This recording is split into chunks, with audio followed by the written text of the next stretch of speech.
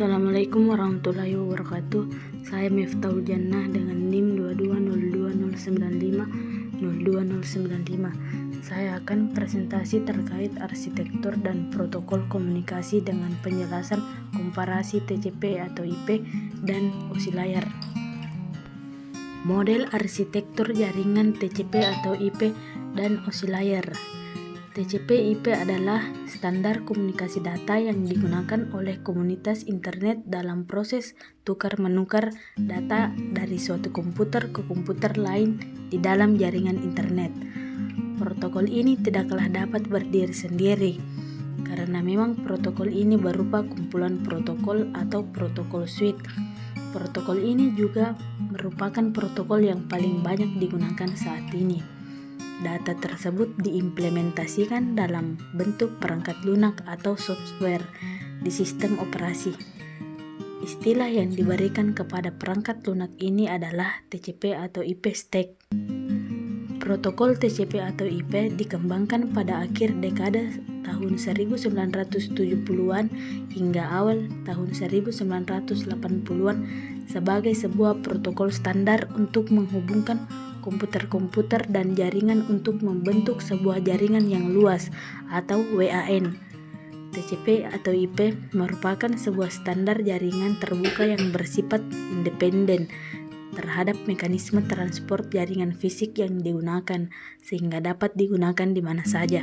Protokol ini menggunakan skema pengalamatan yang sederhana yang disebut sebagai alamat IP atau IP address, yang mengizinkan hingga beberapa ratus juta komputer untuk dapat saling berhubungan satu sama lainnya di internet. Protokol ini juga bersifat readable, yang berarti protokol ini cocok untuk menghubungkan sistem-sistem berbeda seperti Microsoft Windows dan keluarga Unix untuk membentuk jaringan yang heterogen. Keunggulan TCP atau IP. Pertama, Open Protocol Standard, yaitu tersedia secara bebas dan dikembangkan independen terhadap komputer hardware ataupun sistem operasi apapun karena didukung secara meluas.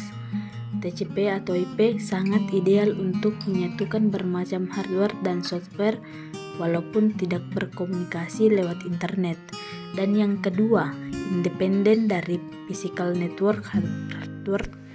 Ini menyebabkan TCP atau IP dapat mengintegrasikan bermacam network, baik melalui internet, token ring, dial-up, X25 atau AX25, dan media transmisi fisik lainnya. Cara kerja TCP atau IP. Untuk memindahkan data antara kedua komputer yang berbeda dalam suatu jaringan yang terdiri dari banyak komputer, dibutuhkan alamat tujuan dan perantara untuk memindahkan sinyal elektronik pembentuk data secara aman dan langsung. Internet menggunakan protokol untuk menjamin sampainya data secara aman di tempat tujuan. Saat seseorang pengguna internet mengirim sekelompok teks ke mesin lain, TCP atau IP mulai bekerja.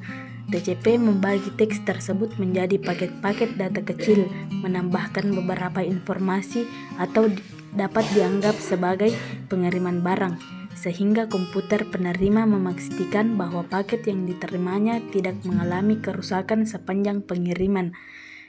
Dan IP menambahkan label yang berisikan informasi alamat pada paket tersebut. Deretan paket-paket TCP atau IP berjalan menuju tujuan yang sama dengan menggunakan berbagai jalur yang berbeda. Sebuah perangkat khusus yang disebut router dipasang di titik persimpangan antar jaringan dan memutuskan jalur mana yang paling efisien, yang menjadi langkah berikut dari sebuah paket. Router membantu mengatur arus lalu lintas di internet dengan membagi beban, sehingga menghindari kelebihan beban pada suatu bagian dari sistem yang ada. Macam-macam layar pada TCP atau IP. Ya, A. Physical layer, B. Network access layer, C. Internet layer, D. Transport layer, dan E. Application layer. Adapun OSI layer, model Open System Interconnection atau OSI diciptakan oleh International Organization for Standardization atau ISO yang menyediakan kerangka logika untuk struktur bagaimana proses komunikasi data berinteraksi melalui jaringan. Standar ini dikembangkan untuk industri komputer agar komputer dapat berkomunikasi pada jaringan yang berbeda secara efisien. Model layar OSI dibagi dalam dua grup. Yang pertama adalah upper layer dan low layer. Upper layer fokus pada aplikasi pengguna dan bagaimana file dipresentasikan di komputer. Untuk network engineer, bagian utama yang menjadi perhatiannya pada lower layer. Lower layer adalah intisari komunikasi data melalui jaringan aktual. Tujuan utama penggunaan model OSI adalah untuk membantu desainer jaringan memahami fungsi dari tiap-tiap layar yang berhubungan dengan aliran komunikasi data, termasuk jenis-jenis protokol jaringan dan metode transmisi. Model dibagi menjadi 7 layar dengan karakteristik dan fungsinya masing-masing. Tiap layar harus dapat berkomunikasi dengan layar di atasnya maupun di bawahnya secara langsung melalui rentetan protokol dan standar. Cara kerja OSI layar.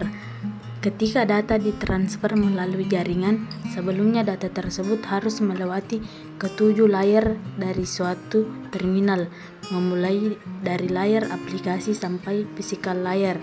Kemudian di sisi penerima, data tersebut melewati layar physical sampai aplikasi.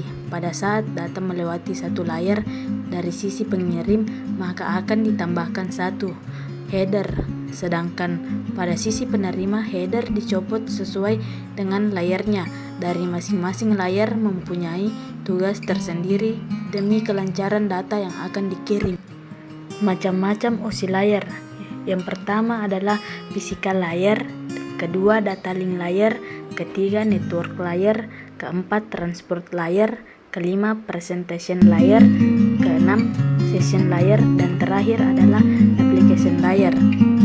Perbedaan antara model OSI dan TCP atau IP antara lain, yang pertama TCP atau IP menggabungkan presentation dan session layer ke dalam application layer, dan yang kedua TCP atau IP menggabungkan OSI data, link, dan physical layer ke dalam network access layer, dan yang ketiga adalah TCP atau IP protokol adalah standar dalam pengembangan internet. Sekian, wassalamualaikum warahmatullahi wabarakatuh. Terima kasih.